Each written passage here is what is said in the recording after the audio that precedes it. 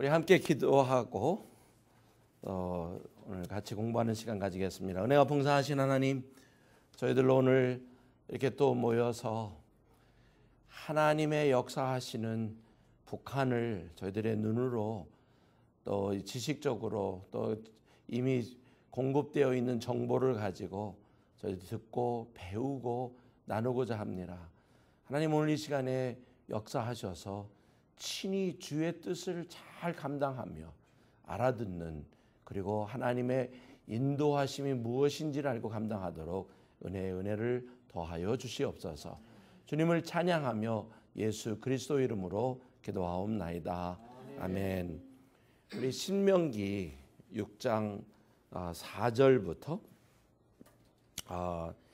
우리 9절까지 함께 우리 여러분은 눈으로 보시고 저는 소리를 내어 읽을 때에 하나님의 음성, 하나님의 말씀을 우리가 들을 수 있기를 바랍니다.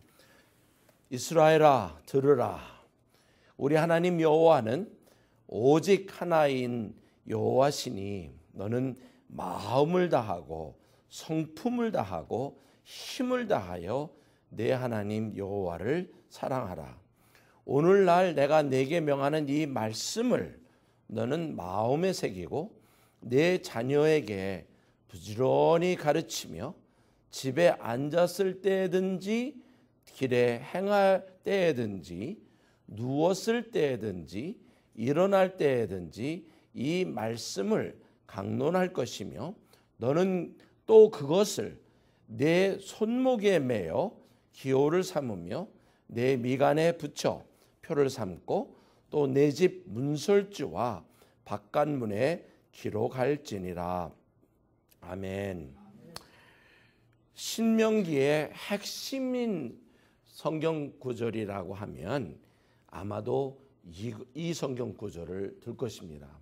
가장 중요하게는 먼저 이스라엘아 들으라, 쉐이마, 아주 중요한 이 단어입니다. 들으라. 이 들으라라고 하는 말씀을 하면서 무엇을 듣기를 원하냐?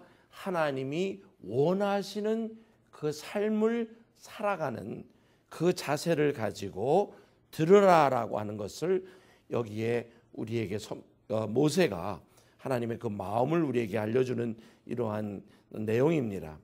오늘 공부를 하면서 마지막에 북한에 있는 성도들이 어떻게 살아가고 있고, 그리고 또 북한에 있는 그 백성들이 살아가는 모습들을 우리가 보면서 선교의 기본인, 가장 큰 기본이 뭐냐? 하나님을 사랑하라를 가리키는 것인데, 그래서 그 사랑 가운데에 돌아와서 마음을 다하고 성품을 다하고 힘을 다하라. 너에 있는 것 모든 것을 다하여 그 하나님 안에 거하기를 어떻게 거하라? 자녀들처럼 거하면서 그 모든 환경 속에 누워있을 때나 걸어갈 때나 일어나 있을 때나 앉아 있을 때나 어느 그 환경 속에 말씀 중심적인 삶을 살아라. 이것이 하나님이 우리에게 주시는 강령입니다.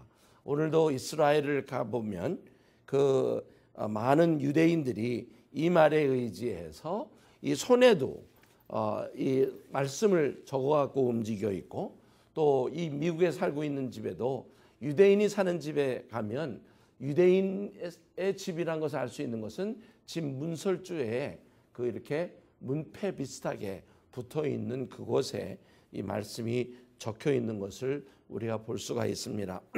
오늘 그 패가 있는 게 중요한 게 아니라 이것을 우리 마음에 새기면서 감당을 할 수 있는 것이 중요하다고 생각을 하면서 오늘 우리가 공부를 하면서도 하나님이 우리에게 주시는 그 뜻이 무엇인가를 좀 아는 시간이 되었으면 좋겠습니다. 첫째로 오늘 우리가 여기까지 북한의 역사를 보아오면서 선교라고 하는 차원을 우리가 공부를 했는데, 잠깐만 리캡처를 좀 해보겠습니다. 오늘 우리가 처음에 배울 때에 시작을 북한 선교학으로 시작을 했습니다. 그래서 선교라고 하는 개념은 말씀으로 선교가 무엇인가를 우리가 알기를 원했고, 선교학은 신학적인 체계 속에서 과연 세상적인 학문에 허락을 해준 그 책, 그 내용, 그 중에 하나가 문화 인류학이라고 하는 개념으로도 우리가 선교학을 그 선교지혜를 볼 수 있는 에믹과 에틱에 대한 부분도 잠깐 다뤄봤습니다. 근데 오늘 그 부분이 북한을 놓고 볼 때는 얼마만큼 중요하냐?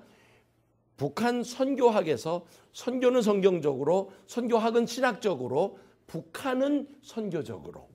다시 말해서 그 말은 북한을 볼 때에 성경과 신학을 통한 그 이해를 가지고 하나님이 우리를 향하여 하시는 말씀이 무엇이냐. 왜? 적어도 처음에 디파인 했던 것처럼 선교라고 할 때에 중요하게 하나님의 행하신 역사를 두고 우리가 얘기를 하지 않습니까?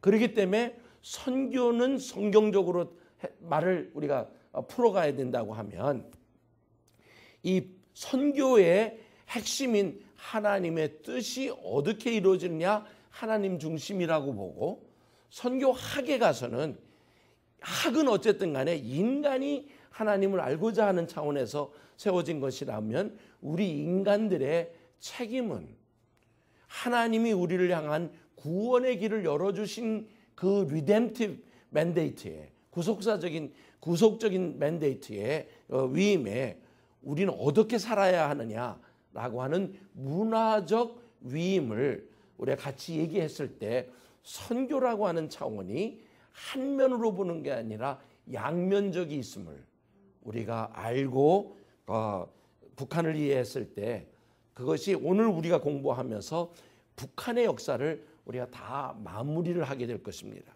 그래서 그런 차원에서 중요하게는 우리가 시작을 이 북한을 놓고 시작할 때에 선교적인 것이 무엇이냐라고 하는 그 정의를 내리면서 거기에 대한 툴들을 짤막하게 소개를 시켜드렸고, 그러면서 중요한 게 뭐냐, 선교에서는 지나간 역사를 우리가 봐야 된다는 것입니다.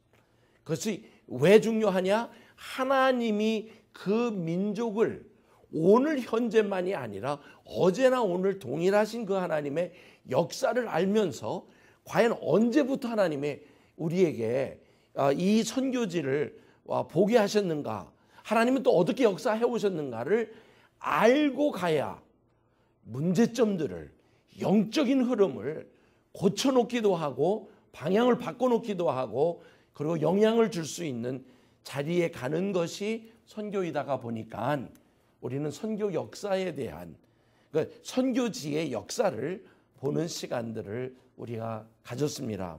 그러면서 오늘 마지막, 오늘은 어떤 면에서 보느냐, 어제까지는 역사를 얘기했다고 그러면 오늘은, 그럼 오늘 북한 치안 교회는, 오늘 북한의 모습은 어떤가라고 하는 차원에서 오늘 두 가지 강의를 하려고 합니다. 첫 강의는 오늘의 북한 지하교회의 모습을 함께 나누고, 그리고 후반부에 가서 오늘의 북한, 그래서 북한의 정치, 군사, 경제, 교육, 예술, 그리고 사회, 이렇게 6가지를 이제 다루어야 되는데 짧은 시간 안에 이것을 다 다루기보다는 이러한 부분들이 있습니다 라고 제가 제시를 하면 적어도 우리 박사과정에 계신 분들에게는 방향이 제시가 되면 그 안에서 충분히 공부를 할 수 있다고 생각을 하게 됩니다. 자, 오늘 이 시간에 거기 들어가 있는 영상 중에 하나가 지금까지 있었던 모든 그 시대의 영상을 기록을 해놓은 것이 있어요. 그게 하나의 사진으로만 모아놓은 것이 있는데 음악과 함께 쭉 내려가면 그 바깥이죠. 거기 가서 눌러보시면, 그리고 이 바깥, 여기에 어느 거냐 하면 그거요. 그거를 한번 우리 같이 보십시다.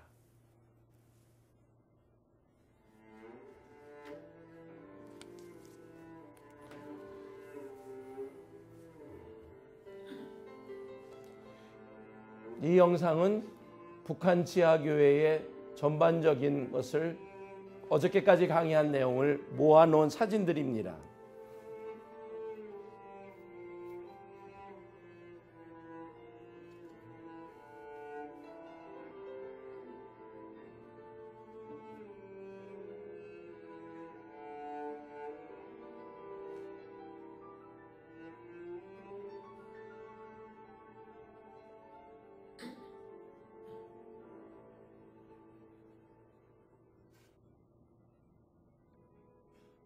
주님이 홀로 가신 그 길 나도 따라가오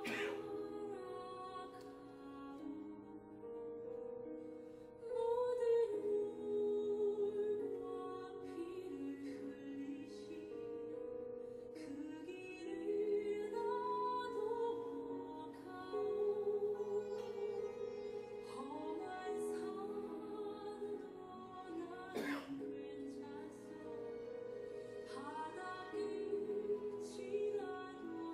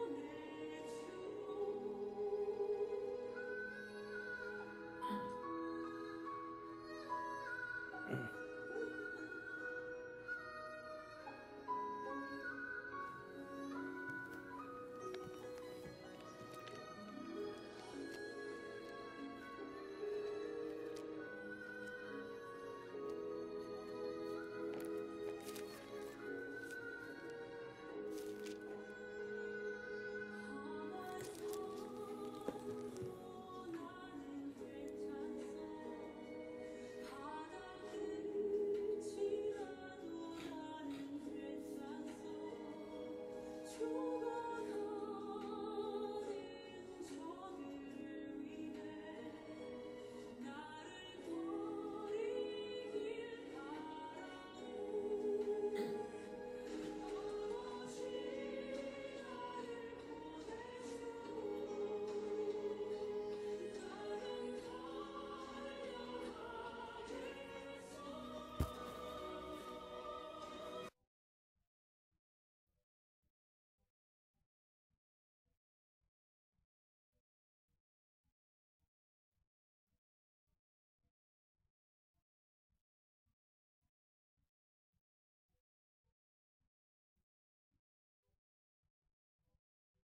나를 보내주오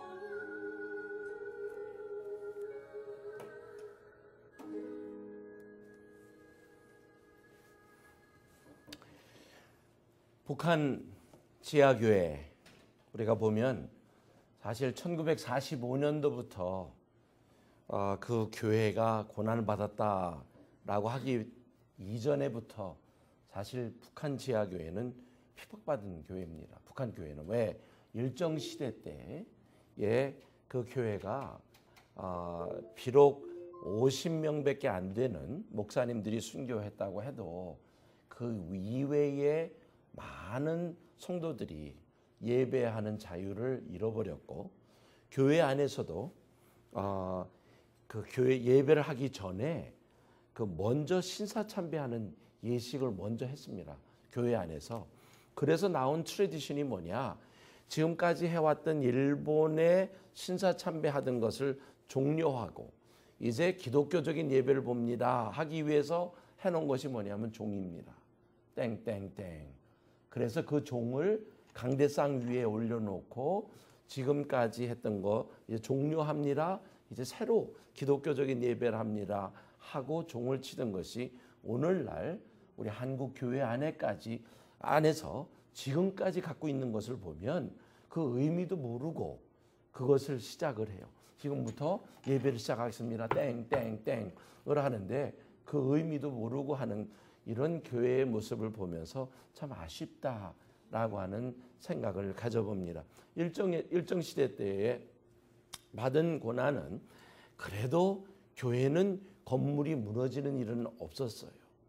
그런데 북한이 들어서서 1945년도부터 50년도까지는 제한된 그 집회의 자유를 허락을 했습니다. 그래서 클라크 같은 분이 왔을 때에 2,000명의 그 집회가 실질적으로 있었습니다.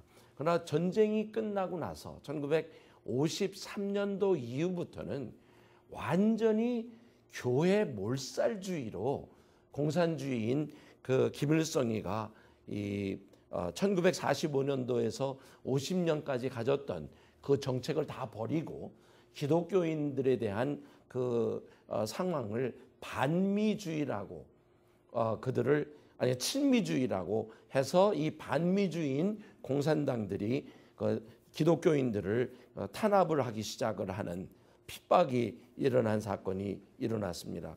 그러고 나서 더군다나 인텔리 개조운동이라고 하는 전 북한 사회를 공산화 작업을 하는 과정에 김일성이 주장을 한 그 새로운 나라를 창설해 보겠다고 하던 그 생각을 58년도에 가서는 스탈린의 개념만이 아니라 레닌의 생각을 가지고 완악해지고 아주 포악해집니다.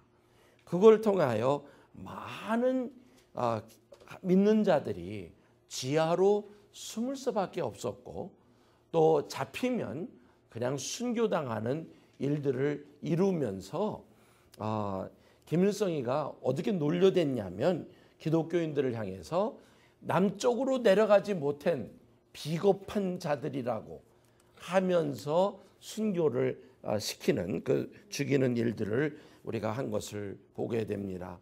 그러다가 이러한 역사 속에 큰 차원에서는 공산주의의 그 어떤 영향에 의하여 하나님의 교회가 축소되는 것 같이 보여지나 또 다른 차원에서 보여지는 것은 무엇이냐면 우리가 그 선교사들이 들어와서 노력을 했었던 것이 있었습니다. 그 노력이 뭐냐? 한 교회, 조선교회라고 하는 것을 이루어보자. One Church. 그것을 위해서 노력을 했어요. 그런데 교단의 반대로 인하여 결국에는 그것이 이루어지지 못했어요. 그러다가 1938년도 신사참배 사건이 일어나고 난 후에 일본 정부에서 일본 교회를 앞세워 조선에 있는 교회를 하나로 묶으려고 하는 작업이 있었습니다. 그런데 그것이 성공하지 못한 것은 그 조선에 있었던 교회들이 반발을 했고 계속 항일 그 반대를 했기 때문에 그것이 이루어지지 못했습니다. 그러면 과연 한 교회가 안 섰느냐? 안 섰습니다. 그런데 놀랍게 선교사들도 노력을 해보았고 일본에서도 노력을 했고 아니 김일성이도 노력을 합니다. 조선 기독연맹이라는 것 자체가 결국에는 한 교단 한 교회로 하기 위한 목적이었습니다. 그래서 신학교도 하나로 통합을 시키는 일이 일어났고 모든 교단을 다 없애버리는 작업이 사실 6.25 전쟁과 함께 일어났습니다. 이렇게 세 번의 노력이 있었는데 비해서 한 교회는 안 이루어졌어요. 그런데 놀랍게 조금 역설적이지만 공산화되고 나서 지하 교회가 됨으로 인하여 거기에는 교단이 다 사라지게 됩니다. 그리고 눈에 보이지 않는 정말 그리스도의 신부인 그 교회가 음부의 권세를 이기고 눈에는 안 보이나 숨어서 하나님을 찬양하고 예배하고 있는 그 모습이 전쟁이 끝나고 핍박이 왔고 어려운 가운데도 있는 것을 보시고 하나님께서는 1995년도에 그 우리가 상상할 수 없었던 1988년도에 18명의 남쪽의 목사와 북한의 목사들의 그 합의한 개념에 두세 사람이 모인 것이 함께 하시겠다는 그 말보다 더 중요하게 둘이 합심하면 영어로 하면 to come in agreement거든요. 둘이 agreement가 되면 그 뜻을 내가 이루시라 하신 그 말씀대로 18명의 그 마음, 비록 그것이 이 바깥에서 이루어진 상황이지만 그들은 하나님이 그 신년을 이루실 것이라고, 왜냐하면 거기 통일이라는 말을 안 썼습니다. 신년이라는 것을 섞인 그 신년을 이루실 것이라고 해서 1995년도에 가뭄과 흉년과 이 경제 어려움을 통하여 북한에 있는 사람들이 튀어나갈 수밖에 없는, 나갔더니 자기들이 상상하지 못했던 중국에 가서 눌려있던 데서 자유함을 누리고 배고픈 데에서 얻을 것을 먹을 것을 먹게 되고, 그리고 그들에게 보지 못하였던 상황에서 눈이 떠지는 역사가 실질적으로 일어난 것을 보면 하나님이 1995년도를 신년으로 주셨다고 한다고 하면 오늘 우리에게는 우리가 알지 못하는 그 하나님의 역사가 저 북한 땅에 이루어지고 있다라고 고백할 수밖에 없다는 것입니다. 선교적인 차원에서 그렇게 보면서 그러다가 보니까 과연 북한 안에 있는 그 교회가 얼마나 될까? 어떤 상황에 있을까? 솔직히 학자로도 궁금하고 그냥 믿는 사람도 알고 싶고 그것을 좀 더 알면서 그들과 함께 같이 그들의 아픔을 품을 수 있는 하나님의 백성의 자리에 우리가 서 있기 원해서 오늘 시간을 가져봅니다. 자, 먼저 북한에 있는 교회. 자, 여기에 목사님 안 올라가게 좀 해주시고, 북한에 있는 교회 그걸 바꿔주셔야 될 것 같은데 안 되는데. 예, 됐습니다. 북한에 있는 교회는 크게는 세 종류의 교회가 있다고 봅니다. 세 종류 교회가 공식 교회로 북한 정부에서 허락을 하고, 그냥 허락만이 아니라 그 자기들의 공산주의 안에 종교의 자유가 있다는 것을 알리기 위한 차원에서 만들어 놓은, 어떻게 보면 퍼펫 철치예요. 쇼를 위한, 정치 쇼를 하기 위한 교회를 1988년도 11월 달에 세워준 교회가 우리가 알고 있는 봉수교회입니다. 이 봉수교회 말고 또 하나 1990년도에 완성이 된 칠골교회는 강반석이라고 하는 김일성이의 어머니가 다니던 교회, 그 동네의 교회를 세워놓은 교회입니다. 오늘도 북한에를 가보면 택시 운전사가 우리 여기 미국이나 한국처럼 한국 지나가는 택시를 불러서 탈 수 있는 상황이 아닙니다. 왜? 택시 운전사는 다 정보원이라고 보시면 돼요. 그래서 우리가 하는 소리를 다 그들이 듣고 보고를 하고 때로는 몸에다가도 이 MP3를 두어서 우리가 뒤에서 하는 소리를 다 녹음을 하게끔 하고 있는 자들이라는 것을 알고 있어야 돼요. 근데 그 사람들한테 봉수교회로 하다가 오늘 칠골교회로 가봅시다. 그러면 첫째로 당의 지식이 없기 때문에 바꾸지도 못하고, 두 번째로 칠골교회가 어디 있는지도 모릅니다. 왜? 칠골교회를 가보면 어떻게 되어 있냐면 이 바깥에 길이 있어요. 이게 길이 있는데 들어가는 골목이 어떻게 되어 있냐면 기역자, 니은자라 그럴까요? 이 안으로 들어가는데 여기에 이 포프라 나무 같은 나무들이 쫙 서 있기 때문에 전혀 바깥에서는 이 안에 뭐가 있는지를 전혀 알 수가 있도록 되어 있지 않습니다. 그러면 이 길에 들어와서 좌측으로 들어가 가지고 다시 우측으로 들어가면 여기에 이제 교회가 서 있는데 여기에 이제 주차장이 이렇게 주차를 될 수 있는 그 공간들이 되어 있습니다. 이게 칠골교회예요. 그러면 동네 사람들도 여기는 근접할 수도 없고 거기 가면 문제가 되는 것이기 때문에 완전히 못 가는 곳이 칠골교회, 또 봉수교회 역시도 이렇게 언덕에 있어서 이렇게 된 언덕 위에 교회가 하나 서 있습니다. 근데 이 교회 바깥에를 완전히 그 메탈 펜스를 해놓은 상황이기 때문에 거기에 사람들이 들어가지도 않고 그 동네에 살던 사람이 탈북을 했는데 그게 교회였다라고 하는 사실에 그게 교회였습니까? 그걸 어떻게 교회인 줄 아느냐? 주일만 되면 그 노란 사람, 코쟁이들, 이 사람들이 얘기해요.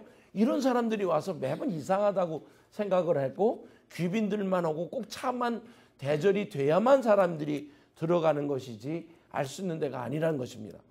오늘 이 공식교회의 실질적인 모습은 해외에서 북한 안에 들어와서 예배를 보겠다라고 신청하지 않는 한 이 공식교회는 오픈을 하고 있지 않았습니다.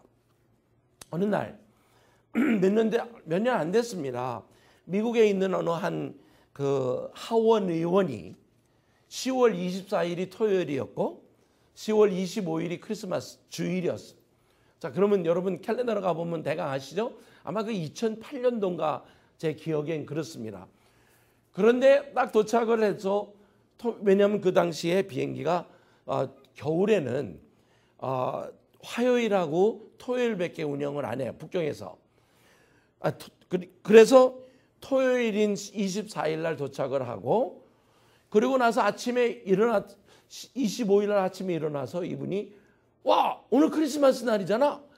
내가 비록 북한 땅에 와 있지만 내가 미국에 있으면 크리스마스 날 교회 가야 되니까 나 교회 가야 되겠다고 하고 안내원한테 해서 가자고 얘기했더니 거기에 있는 안내원이 아주 화를 내면서 그거를 얘기하려면 사전에 오기 전에 얘기를 해야 되지. 오늘은 그 작업이 없습니다. 그래서 못 갔어요.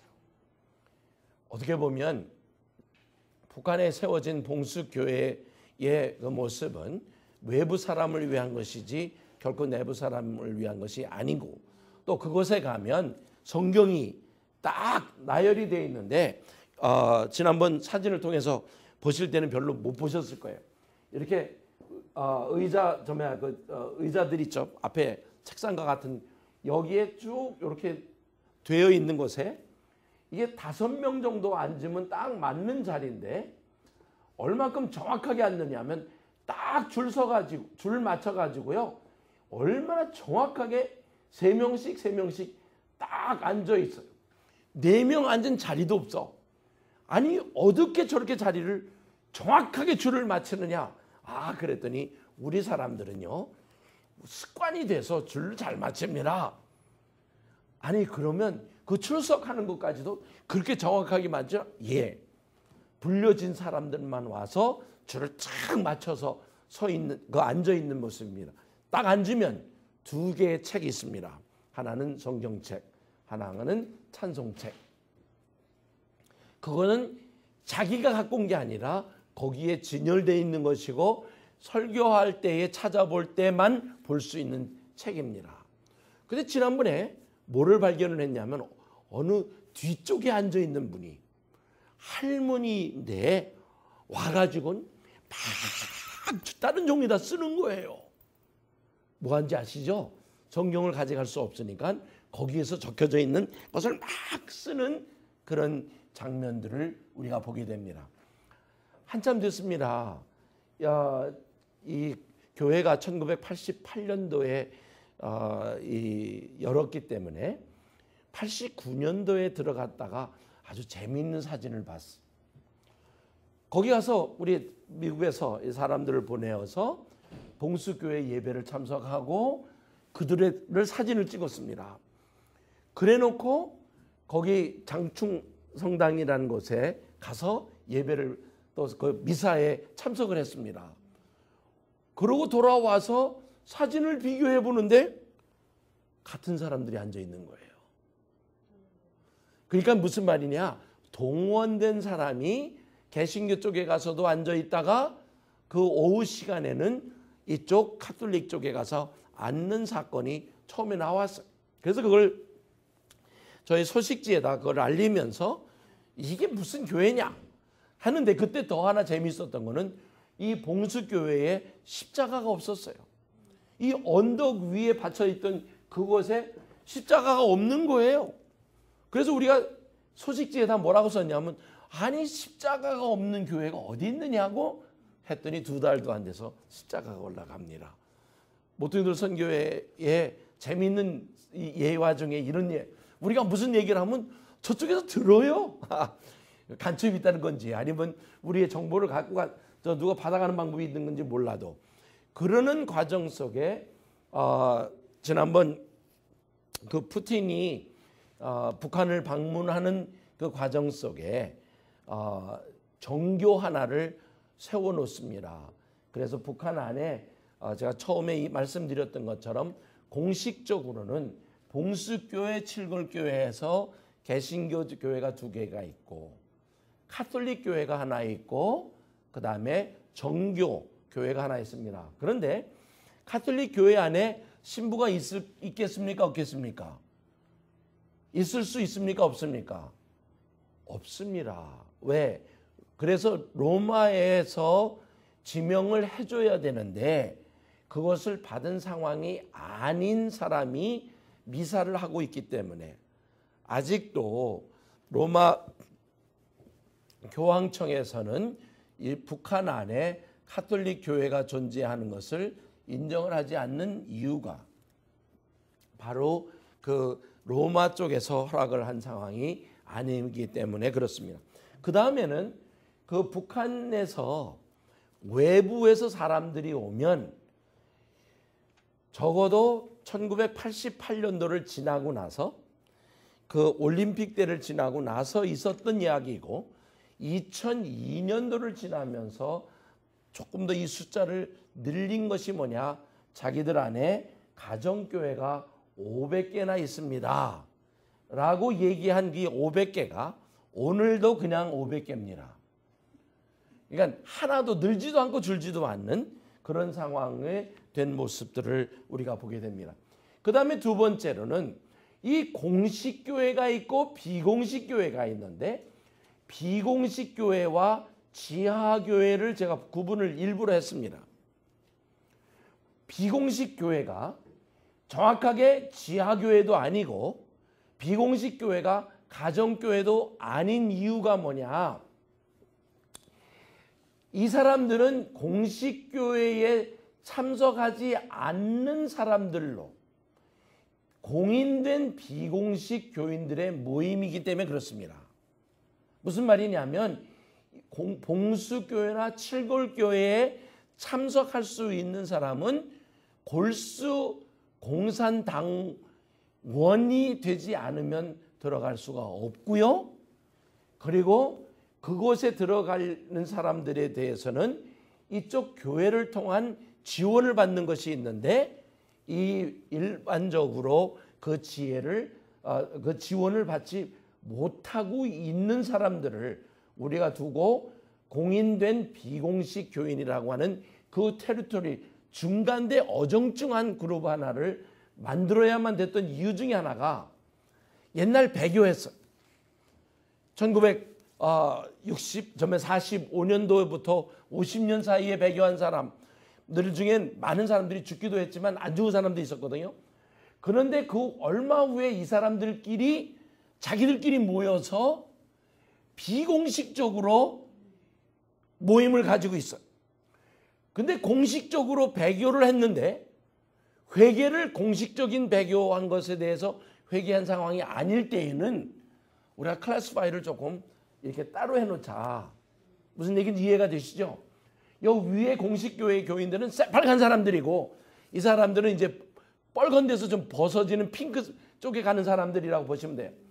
그리고 국가에서 지난번에 얘기했던 37번 또는 6번에 그 관한된 사람들로 나라에서 저 사람은 예수 믿는 사람이었는데 라고 관리하고 있지만 그 마음에 믿고 있는 건 모르잖아요.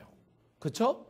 그 사람을 지하교회라고 하기는 아직은 할 수 없는.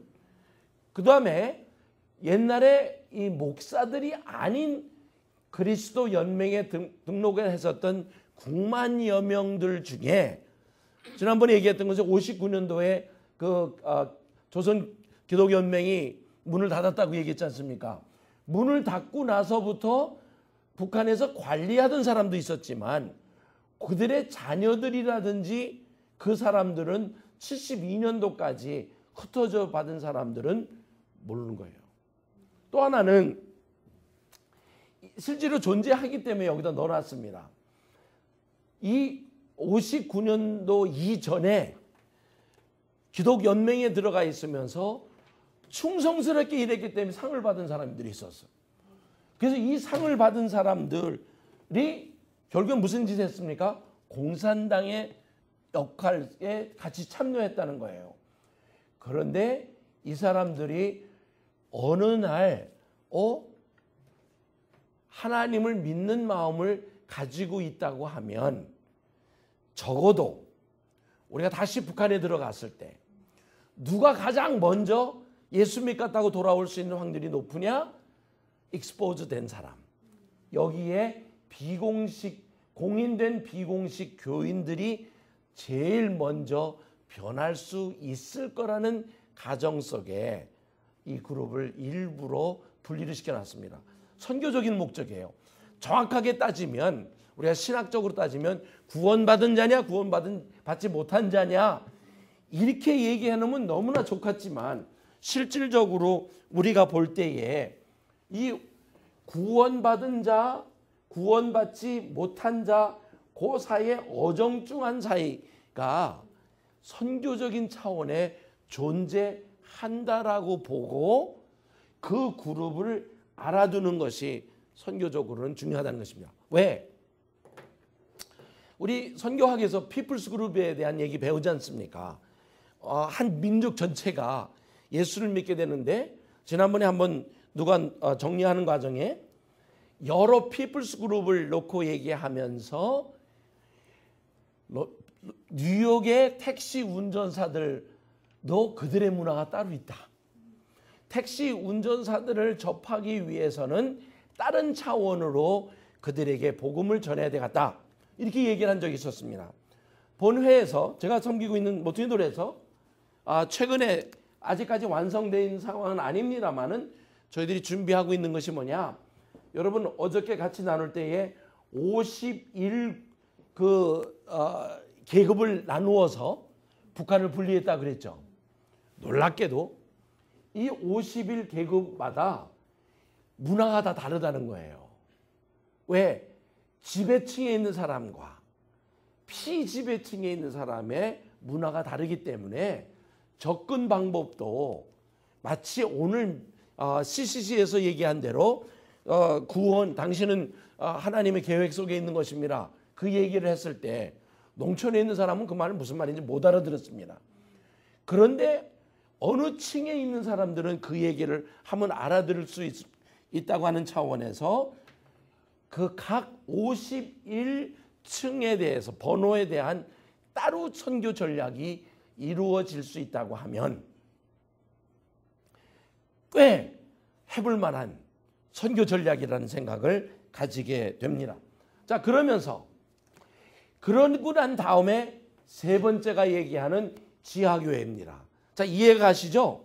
여기는 공식교회입니다. 우리가 왼쪽으로 따지는 공식교회가 있고 지하교회가 있고 이 중간에가 비공식인데 지하성도인지 공식교회 성도인지 모르는 어정쩡한 이렇게 세 그룹으로 북한 교회를 유형을 그렇게 잡아봤습니다. 그런데 그러고 나서 지하교회를 가봤더니 형태가 달라요. 어떻게 다르냐? 1995년도라고 하는 이 특별한 해, 그 희년이 일어난 해 이전에 믿었던 사람들은 보편적으로 옛날 1945년도부터 믿음을 지켰든지 그 믿음을 지킨 자들의 자녀라는 차원으로 나와요. 그런데 그 사람들은 1995년도까지 지하교회를 열심히 운영을 해온 거예요. 그리고 1995년도가 지나면서 중국을 갔다 오고 나서부터 교회의 모습은 이전에 가졌던 모습하고 다른 모습이 보여지는 거예요. 어떻게 다르지냐? 95년도에 믿었던 사람, 이전부터 믿었던 사람들은 지하교회가 익숙해요. 잘 숨어왔어. 그리고 들 잡혀와서. 잡힐 사람은 거의 다 잡혀왔어요. 근데 95년도가 되고 나서부터 중국에 갔다 와가지고 막 성령 충만해가지고 옆에 있는 사람들한테 전하는 것을 두려워하지 않고 막 전했고, 아니 감금되었을 때도 신문을 받았을 때 이런 일이 일어났어요. 그 신문을 하는 사람이 너 같은 이 중국으로 간 사람들 다 유다 같은 놈들이야. 그러니까 신문을 받다 말까, 선생님 어떻게 유다라는 사람을 아십니까? 그 유다라는 사람 예수라는 사람의 그 동생들인데 그 동생들이 자기 형을 배반을 했다고?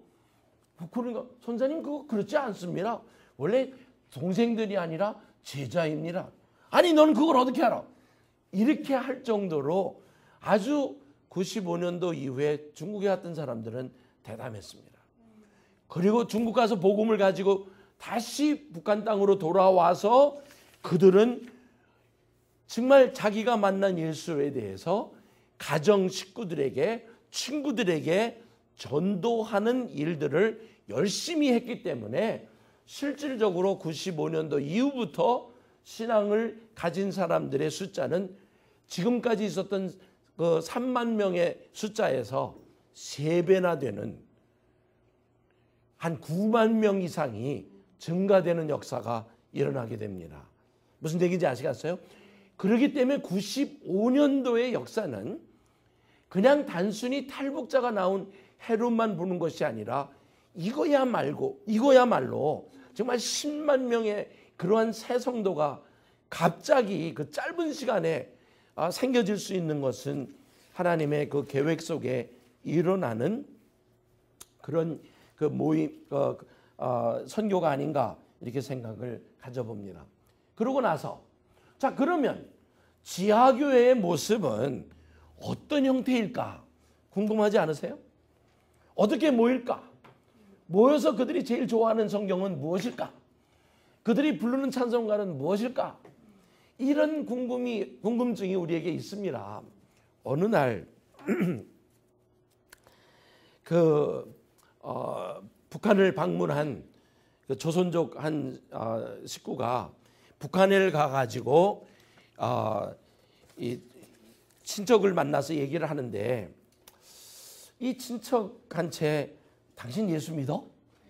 이 말을 하지는 못하고 있는데 이게 분명히 주일날인데 이 어떻게 얘기는 걸어서 정말 이 사람이 예수 믿는지 안 믿는지를 확인하고 싶어 해요. 근데 거꾸로 그 북한에 있는 사람이, 원산에 있었던 사람 케이스예요. 있던 사람이 뭐라고, 이 중국에서 오긴 왔는데 오늘 주일날인데 가서 예배를 보러 가야 돼 갔는데 이 중국에서 온 사람이 예수를 믿는 친척이면서도 예수를 믿는지 안 믿는지를 몰라가지고 저거 하다가 형님 저하고 좀 나가십시다 하고 북한에 있는 그 여자 아줌마가 그 형님 되는 그 분을 데리고 나갑니다. 그리고 나가서 이 시장 쪽으로 가다가 병원 앞을 지나가면서 이렇게 얘기합니다. 형님 저기 있는 거 저거 보이세요? 보이지. 저런 거 많다면서요. 중국에는 많어. 근데 중국에는 밑에가 더 길어.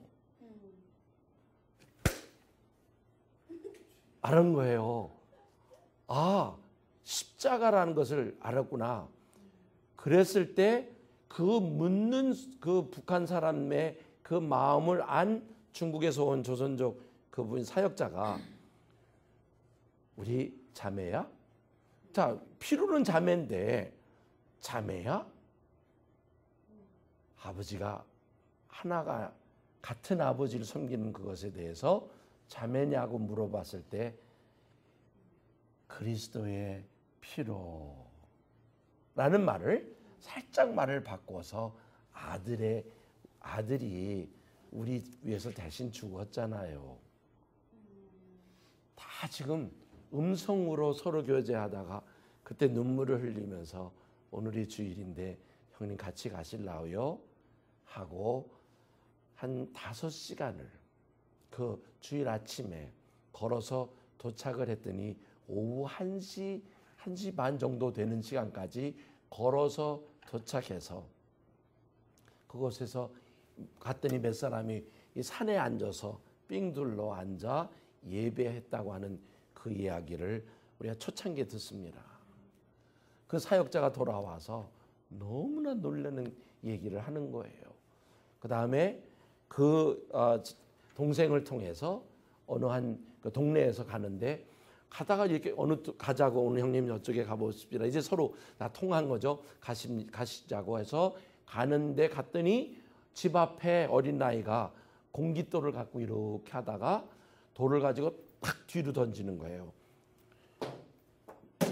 하니까 이 소리가 딱딱딱 3번의 소리가 들어가니까 그때 이게 바깥에서 누가 왔다고 하는 사인과 함께 갑자기 문이 탁 열려지고 닫혀면서 아무것도 일어나지 않은 상황으로 보여지는 상황에 같이 간 그 동생이 그 여자의 꼬마에게 얘기하기를 다 우리 식구야 하고 들어갔더니 그 작은 집에 몇 사람이 둘러 앉아서 그들이 예배하고 있는 그 모습을 목격한 이러한 그 조직 북한 안에 교회의 모습들이 나오기 시작을 합니다. 그러다가 어느 날 이상 목사님한테 그 북한에서 나온 한 성도가 선물을 하나 줍니다. 우리 이따가 잠깐만 보여드릴게요. 실질적으로 존재하는 명단입니다. 27명이 들어가 있는 명단을 이상 목사님한테 보내면서 우리들이 믿음을 지키고 있습니다 하고 그들의 믿음을 고백을 하는 편지가 저희들한테 날라 들어옵니다. 깜짝 놀랐습니다. 왜? 그 전까지는 저희들은 북한에 한 사람, 두 사람이 믿음을 지켰다든지 또는 기껏해야 가정에서 예수를 믿었다라고 하는 믿고 있다라고 하는 그런 차원일 거라고 생각을 했는데 27명의 명단에는 가서 갖고 와 보실래요? 그 27명의 명단에는 식구들만이 아닌 다른 사람들의 이름들이 거기에 나와 있는 것을 보면서 우리가 알고 있었던 북한 지하교회의 모습이 단순히 개인과 가족적인 수준을 넘어서서 우리가 얘기하는 그룹 모임이 집단적인 모임이 이루어지고 있다는 것을. 그런데 그것을 우리가 북한 지하교회가 지금까지 우리가 알고 생각하기를 그저 몇 명이 여기저기 흩어져서 그냥 자기 나름대로의 예배를 할 거라고 생각을 했지만, 제가 처음에 한 예화를 들었던 것처럼 남포에서 102명이 한꺼번에 잡히는 사건이라든지, 황해도에서 어저께 제가 86명이 잡혔던 사건을 얘기를 해보면 여러분 솔직히 놀래야 돼요. 아니 목사님 거짓말하지 마세요라든지, 아니면 정말 그렇습니까? 라고 놀라는 소리를 하셔야 돼요. 왜? 우리의 일반적인 선입관은 북한에 몇 사람이 그저 믿음을 지키는 것이지 실질적으로 그렇게 그 집단이 돼요, 그룹이 돼요 모임을 가질 수 있다라고 생각을 못하고 있는데, 요 최근에 들어오기는 어떻게까지 들어오냐면 요새 평균이 지금 24명을 넘어섰습니다.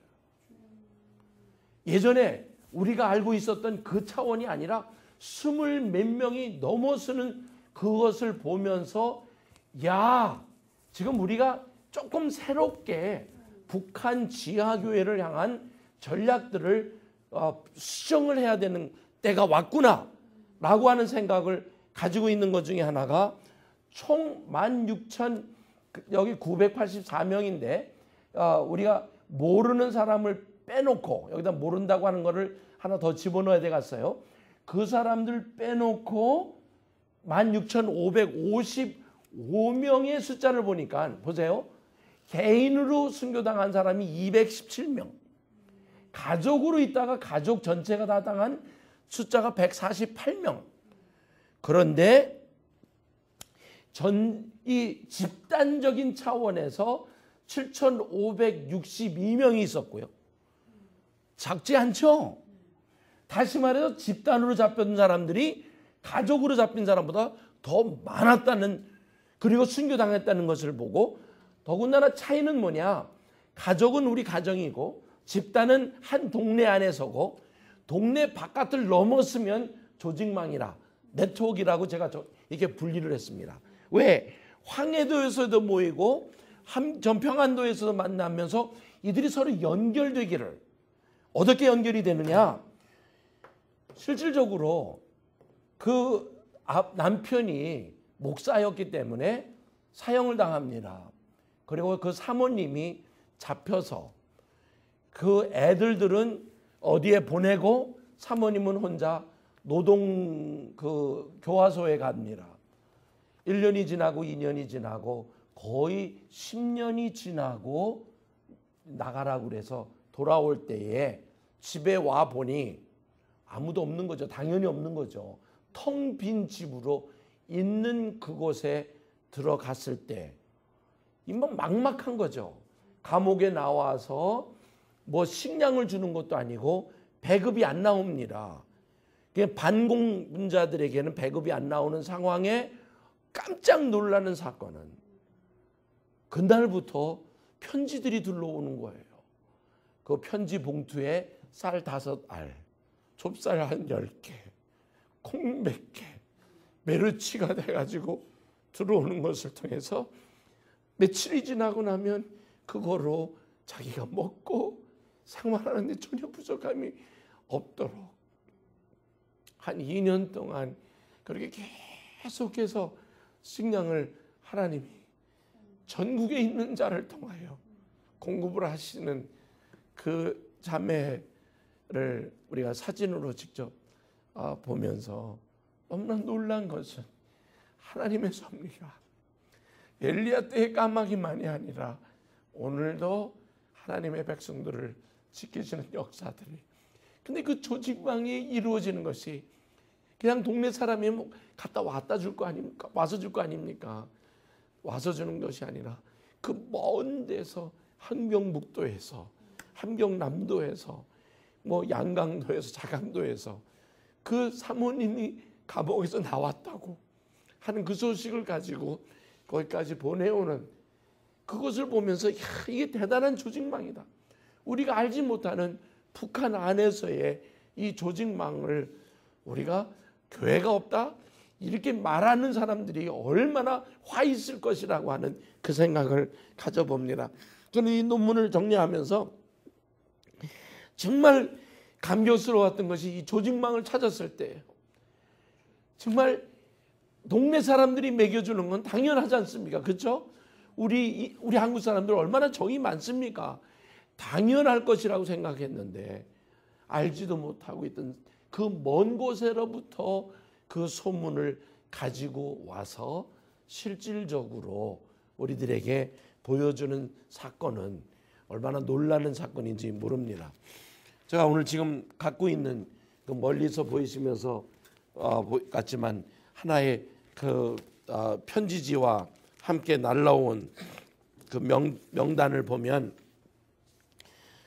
최씨 63세, 최씨 55세, 유씨 75세, 정씨 72세, 안씨 77세, 오씨 63세, 최씨 58세, 안씨 65세. 여기는 친척입니다.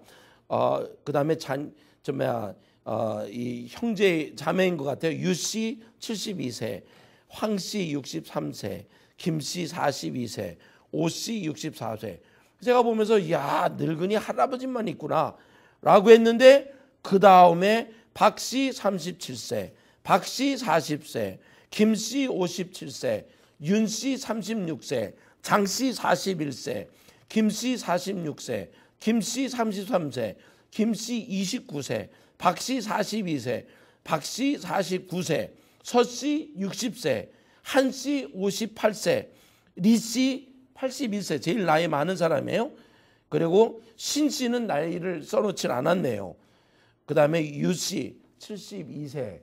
제가 이렇게 이름을 다 대지 않은 것은 보안 때문에 그렇게 얘기를 여러분한테 했는데 오늘 북한에서 실질적으로 살아서 역사하는 그 사람의 숫자는 오늘 여기에 기록한 것 이상의 그 많은 자들이 있다고 하는 사실 속에 북한에 있는 그 조직망들을 우리가 보면서 오늘 하나님의 교회는 그 음부의 권세가 이길 수 없다고 하는 주님의 선포, 선언, 예언적인 것만이 아니라 이미 예전부터 하나님의 교회는 음부의 권세가 이길 수 없음이 저 북한 땅에 오늘도 존재함을 믿으며 주님을 찬양합니다.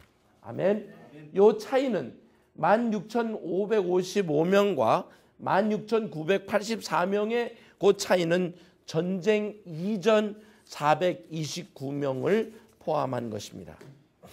자, 그러고 난 후에 우리에겐 두 번째 질문을 또 한번 가져야 됩니다. 그 기도 제목은 무엇이냐? 우리가 물어봐야 하고 싶은 것은 뭐냐?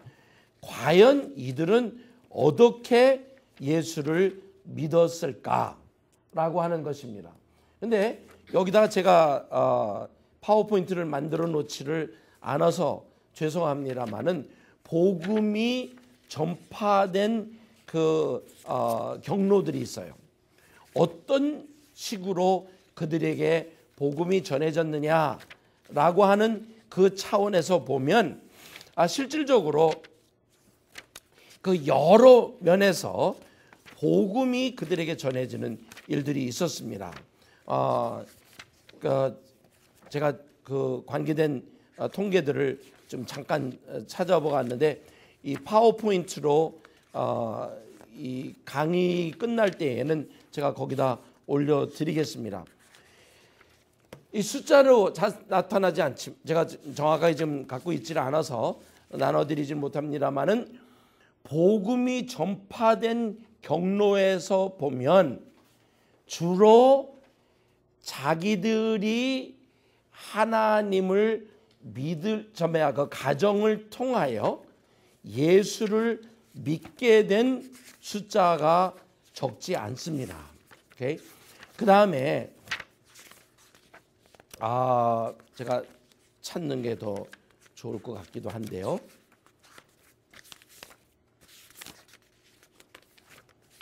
항상 뭐든지 찾으려면 없는 게 문제입니다.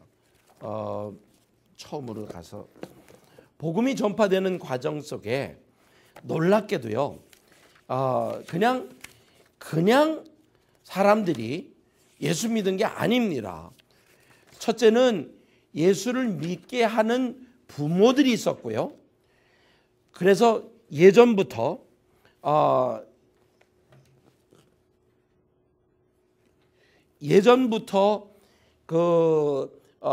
믿었던 가정으로 순교당한 사람이 177명이고요. 그리고 부모의 영향을 가져서 믿음을 지켰던 사람의 숫자가 이거 케이스로 얘기해야 될 것 같은데 3천 그 부모의 영향 가운데 예수 믿은 사람의 숫자가 가장 많이 나타난 때가 언제냐면 1953년도부터 72년도까지 내용입니다. 그리고 개인이 와서 복음을 전하는 것은 사실은 95년도 이후부터 1750명이나 돼요. 또 중국에서 탈북하다가 와서 예수를 믿고 돌아가서 순교당한 자의 숫자는 338명이에요. 그리고 라디오와 성경책을 통해서 복음을 받은 사람이 72년도부터 88년도까지 68명, 95년도부터 2000년도에 18명, 그리고 외국에 나가 있는 동안에 예수를 믿고 돌아온 사람을 이렇게 다 따지고 보면 놀랍게도 이 1945년도 이전에 믿었던 사람의 순교율은 66%입니다.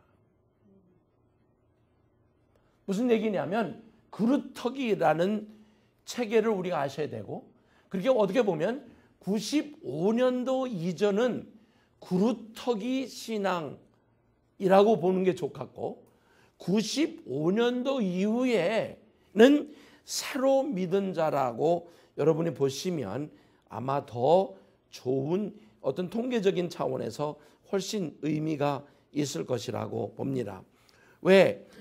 45년도 이전에 믿었던 사람이 66%, 부모의 영향을 받은 사람이 20%, 그러면 몇 퍼센트입니까? 86%가 이전부터 그루터기의 믿음을 가진 자라고 하는 차원에서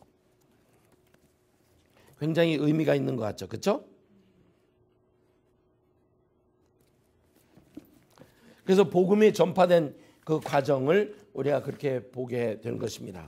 자, 그러면서 아까 나누었던 요 부분을 요 숫자를 조금 더 구체적으로 한번 나눠볼까요? 구체적으로 보면 시대별로 전쟁 이전에 429명, 개인적으로 순교당한 것이 보세요. 45년도부터 쭉 하면 꾸준히 있어요. 그렇죠? 네? 자, 여기 그 차트 받으셨죠? 예, 거기 보면 개인적인 것이 88년도 가면 조금 줄어들었죠. 그런데 95년도 이후부터 늘어납니다. 자, 아까 얘기한 대로 95년도 이전의 사람들의 숫자는 굉장히 적은 것에 비해서 95년도는 열심히 더 득심이 돼버렸어요.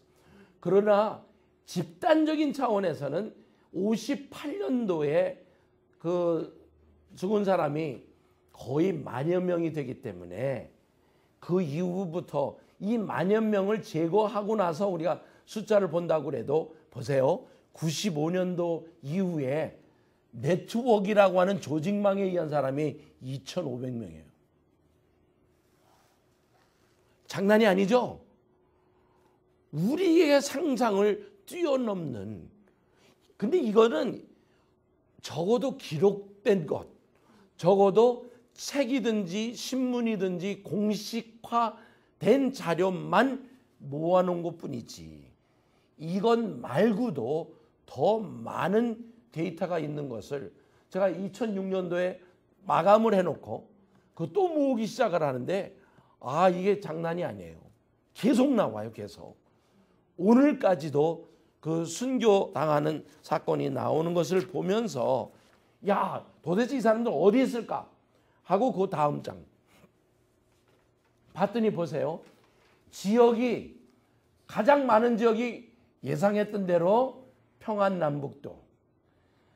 가장 적은 지역은 어쩔 수 없이 변방도 있지만 자강도 또 국경지대에 있는 그쪽의 사람입니다. 그런데 보세요. 함경도 같은 경우 95년도에 가서 올라갔고 평안북도 같은 경우는 53년도에서 72년도에 9,185명이었던 것을 보면 우리가 이게 보면 아시겠지만 이 함경 남북도를 향한 하나님의 그 선교가 95년도 이후에 더 많이 있었던 것을 보게 되죠. 그렇죠? 예.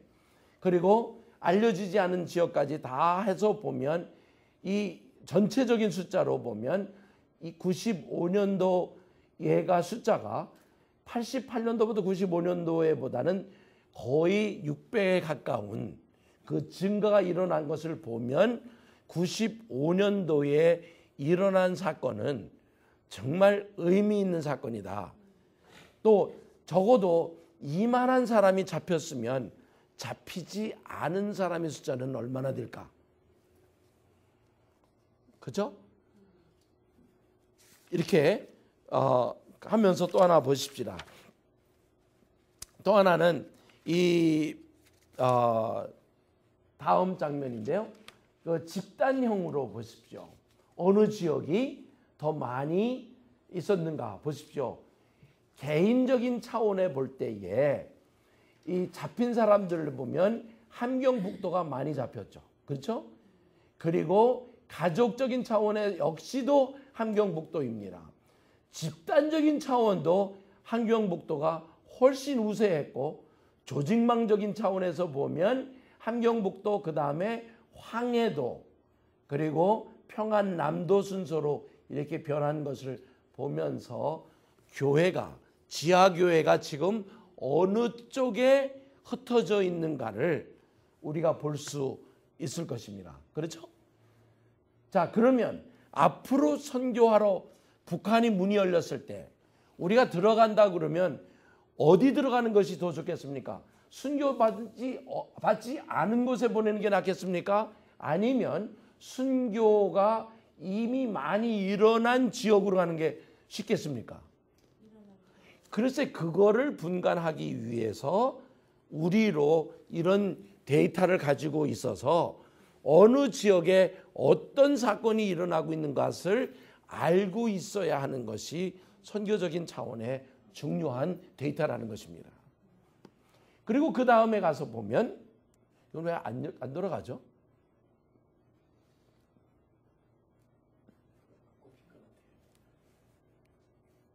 했는데요. 거기 안 꽂혀 있다고요. 자, 그 다음에 그럼에도 여기 재미있는 통계가 하나 나옵니다. 많은 사람들이 얘기하기를 목사가 없는 교회가 무슨 교회냐 라고 얘기했는데 제가 첫 시간에도 얘기한 것처럼 88년도하고 95년도 사이에는 한 명의 목사가 있었어요. 95년도 이후에는 북한에서 중국에 나와서 목사 안수 받고 들어갔다가 죽은 사람까지 포함하면 78명이나 되는데 북한의 지하교회에 목사가 없다라고 하는 말은 틀린 말입니다. 그죠? 더 놀랍게는요. 보세요. 여기에 평신도의 숫자가 95년도에 가서는 3,632명이나 되고 72년도부터 95년도 사이에는 이 목회자들이나 어떤 책임을 맡은 장로 권사들이 없지요. 왜 없을까요? 진정한 교회이기 때문에 그렇다는 거예요. 목사가 없어도 교회론적인 차원에서 교회는 존재할 수 있다라고 하는 것을 어떻게 보면 이 정보를 통하여 우리가 볼 수 있다라고 생각을 합니다. 하나 더 나가 볼게요. 그런데 아까 얘기한 것처럼 그들은 어떤 사람들이냐? 이 성도들의 유형을 우리가 보면서 우리가 같이 얘기를 하는데 이 부분들이 공식적인 교인이라고 하는 차원이 그냥 마지막에 저는 이렇게 정리했습니다. 이거 앞에 부분을 다시 돌리겠습니다.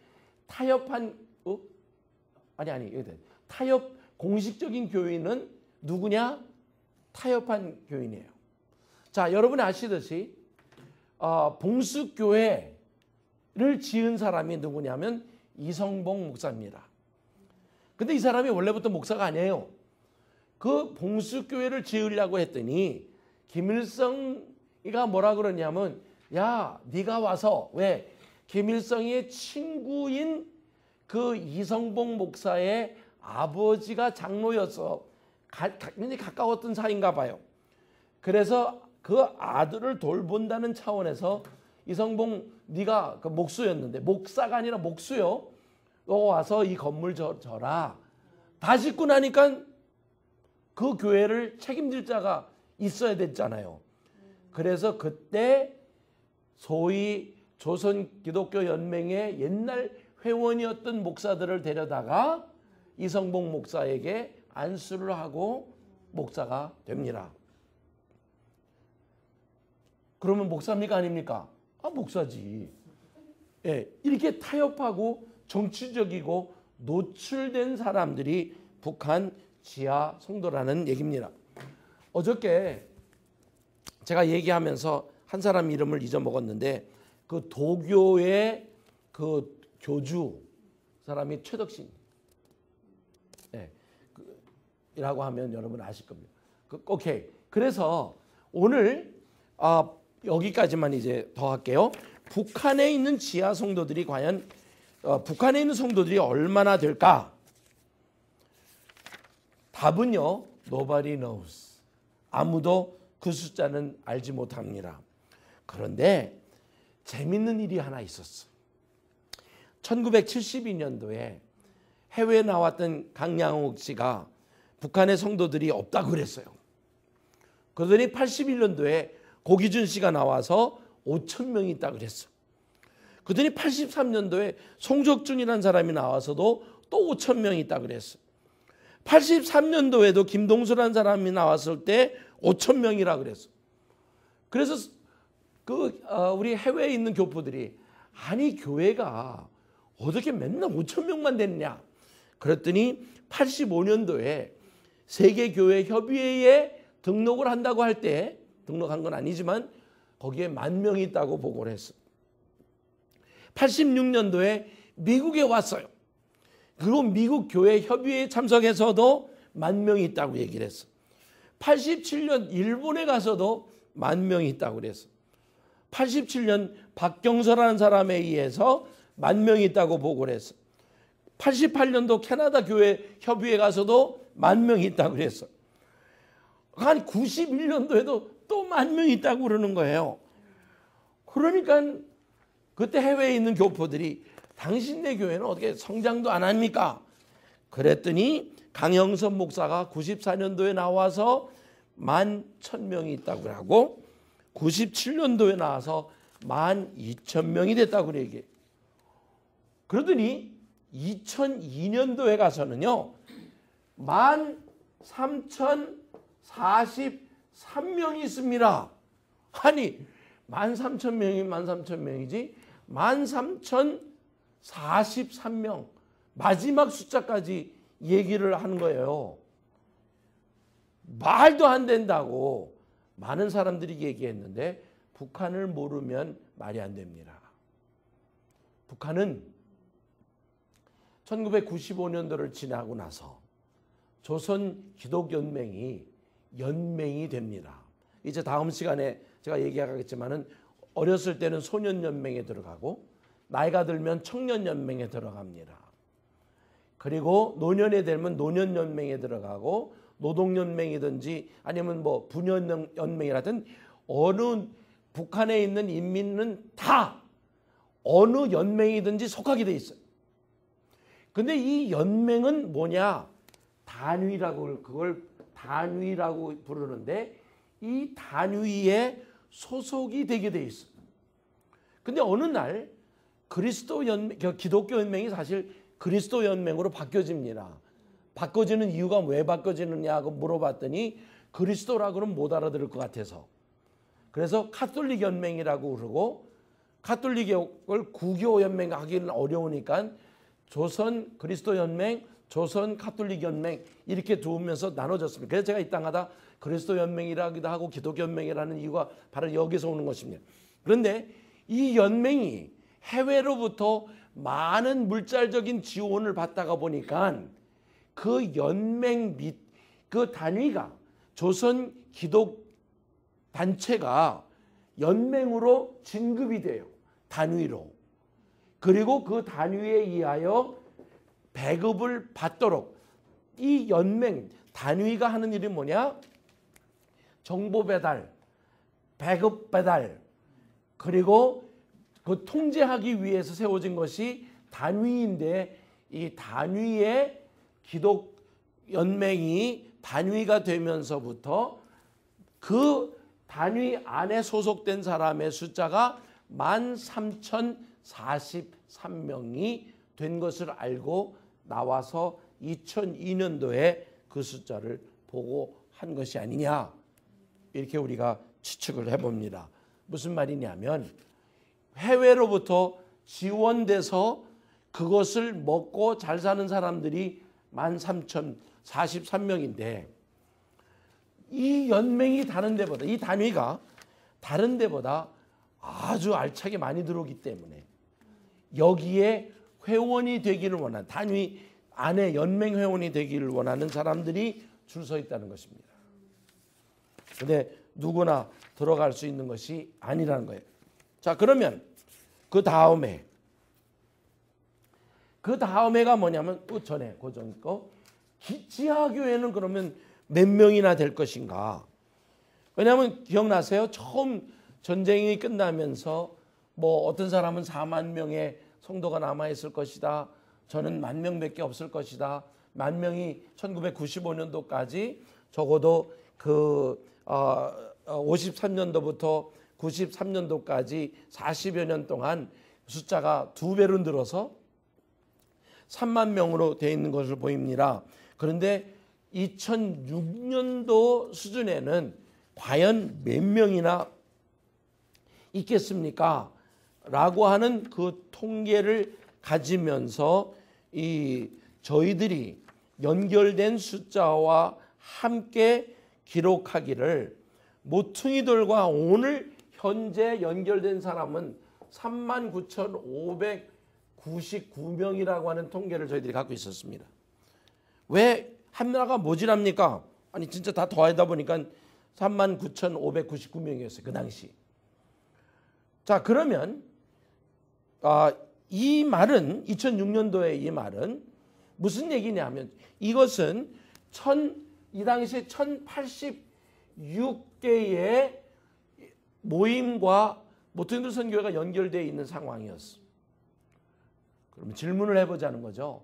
모퉁이들 선교회가 북한 선교회 100% 한다? 불가능하죠. 그러면 50% 하고 있다? 에이, 많아요. 그러면 3분의 1은요? 그럴 수 있겠죠? 그러면 만일 3분의 1을 하고 있다 그러면 이게 3분의 1이라면 우리가 얼마를 얘기하냐면 거의 11만 3천 명 정도가 된다는 말이고, 우리가 4분의 1 정도 한다고 그러면 한 16만 정도가 성도가 있을 것이라, 이렇게 계산할 수가 있는 거죠. 그렇죠? 정확한 거는 이 숫자만은 우리는 알고 있어.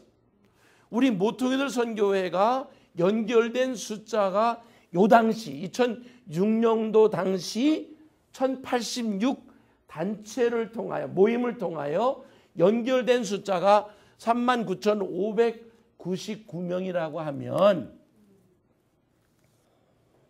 오늘 전 모퉁이들 선교회가 연결되어 있는 숫자로 따지고 보면 한 20만에 가까운 성도들이 북한 안에 있을 것이다 라고 이렇게 추정을 해봅니다.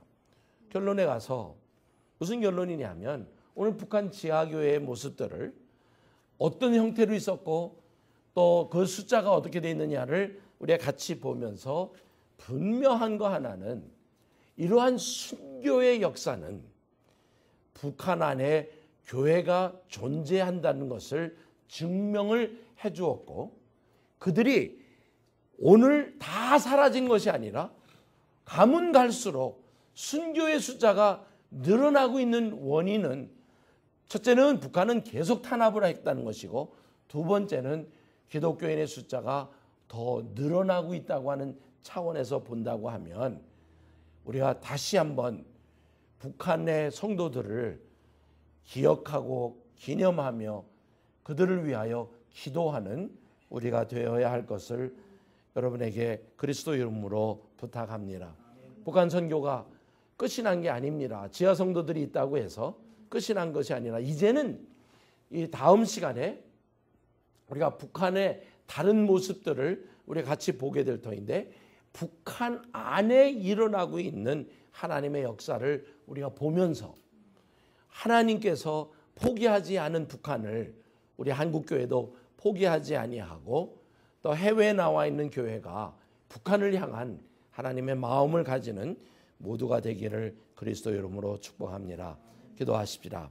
좋으신 하나님, 오늘 하나님이 포기하지 않은 북한에 대한 살아서 움직이는 교회의 내용들을 저희들이 조금 같이 나누었습니다. 하나님 알게 하시고 기억하게 하시고 저희들로 이제 어떻게 해야 할지를 감당할 수 있도록 은혜를 더하여 주시옵소서. 예수 그리스도 이름으로 기도하옵나이다. 아멘.